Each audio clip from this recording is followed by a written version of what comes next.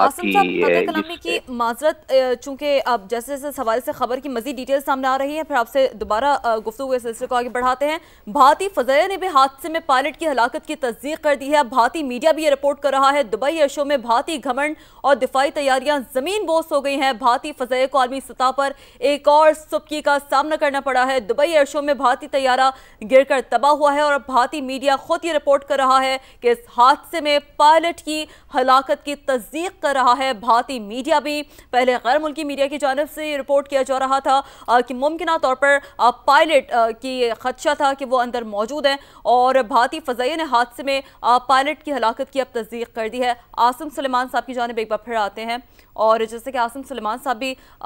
बात कर रहे थे और वो बता रहे थे इस हवाले से भी कि यकीनी तौर पर एक मल्टी लेयर इंस्पेक्शंस होती हैं, और देखना यह है कि अब जब मजीद इस हवाले से तहकीकात होंगी तो क्या पायलट की गलती थी या तैयारे में कोई बिल्कुल। टेक्निकल तज्ज़ियाकार अहमद हसन साहब हमारे साथ मौजूद हैं, उनसे बात कर लेते हैं। अहमद साहब, क्या कहेंगे आप, ये जो नाअहली का एक सबूत, भारत का उड़ता हुआ सबूत जो था वो ज़मीन बोस हो गया, के साथ ही गुरूर और तकब्बुर भी ज़मीन बोस हो गया, और जो पायलट था वो भी इस हादसे में हलाक हुआ है? जी देखें, एक ग्लोबल स्टेज के ऊपर इस तरह का इवेंट होना, इट्स अ ग्लोबल एम्बैरसमेंट। और स्पेशली तेजाज जो कि पिछले काफी अरसे से उनके ऊपर जो इस प्लेटफॉर्म के ऊपर करप्शन की एलिगेशंस थी, एयरफोर्स के अंदर से बहुत ज्यादा, इंडियन एयरफोर्स के अंदर से बहुत ज्यादा रेजिस्टेंस थी इस प्लेटफॉर्म को लेकर। और फिर उसके अलावा जो Indian government, specially Modi government, जो करप्शन स्कैंडल्स में एयरफोर्स के लोग, आर्मी के लोग जो तेजाज से रिलेटेड करप्शन स्कैंडल्स में, प्राइस ओवररन में इन्वॉल्व थे, उन सारों के लिए आज एक इंटरनेशनल एम्बैरसमेंट की वजह बना है तेजाज। और ये इंडिया की एक, और आपने देखा होगा वीडियोस के अंदर कि वो जो प्लेन क्रैश हुआ है वो सिविलियंस जो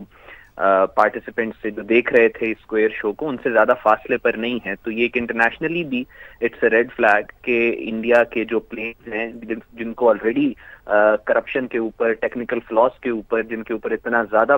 बात हो चुकी है, उन प्लेन्स को एयर शोज के ऊपर इनवाइट करना और इंडक्ट करना, ये वहां पे देखने वालों के लिए भी एक खतरा है। और इसके अलावा भारत की अपनी हिस्ट्री है, अभी तक 2023 सितंबर तक का रिकॉर्ड है कि तकरीबन 2370 इंडियन फाइटर जेट्स जो एयरक्राफ्ट्स हैं वो क्रैश हुए हैं। और ये एक आई मीन पूरी दुनिया की किसी एयरफोर्स के इतने ज्यादा जो एयरक्राफ्ट्स हैं वो क्रैश नहीं हुए। सो ये एक अपने अंदर it's a global embarrassment for India कि ये अपनी इन्होंने जो एक प्रोफेशनलिज्म से हटा के अपनी एयरफोर्स को, नेवी को, आर्मी को हिंदुत्वाइज्ड और सेफ्रनाइज किया है, जो पोलिटिसाइज किया है, उसका खुमियाजा और नतीजा ये लोग भुगत रहे हैं। अच्छा, ये बात तो दुरुस्त है अहमद साहब के जो हजीमत है